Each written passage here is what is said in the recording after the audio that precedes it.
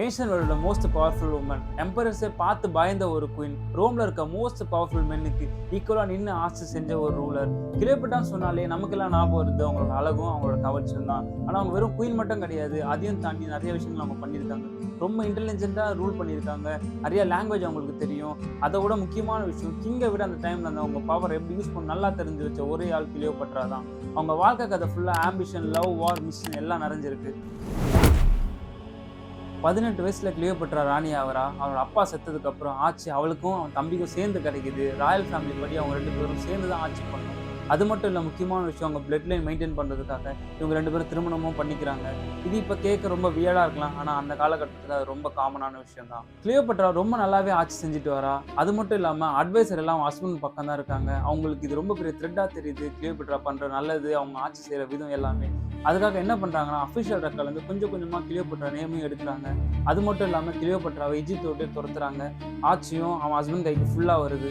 வேற யாராச்சும் இருந்தா கதை அங்கேயே முடிஞ்சிருக்கும். கிளியோபாட்ரா ரொம்ப டிஃப்ரெண்ட். அவள் அங்கேயே மறைஞ்சு போல, ஒரு நல்ல நேரத்துக்காக காத்துட்டு இருந்தா.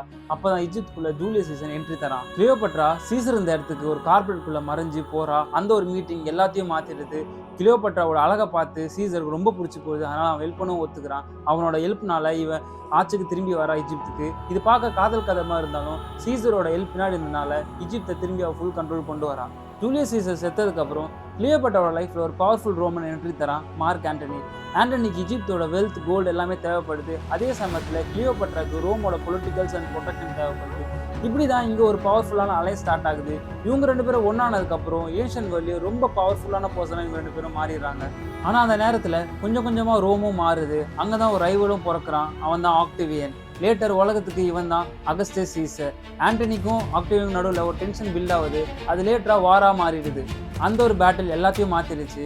ஆண்டனி ஃபோர்ஸும் கிளியோபாட்ரா ஃபோர்ஸும் கம்ப்ளீட்டாக டிஃபீட் ஆயிடுச்சு. எஜிப்ட் ஃபுல் கண்ட்ரோல் ஆக்டிவன் கைக்கு போயிடுச்சு. கிளியோபாட்ராக்கு புரிஞ்சிச்சு வேற எந்த வழியும் இல்லைன்னு. அந்த ஒரு மூமெண்ட் தான் அவன் ஃபைனல் சாப்டராக மாறிச்சு. அவள் சாவை பற்றி ஒரு ஃபேமஸ் வெர்ஷன் இருக்கு. அது என்னன்னா, கிளியோபாட்ரா ஒரு பாம்பு அவளை கடிக்க வச்சு தான் இறந்தாங்கன்னு சொல்றாங்க.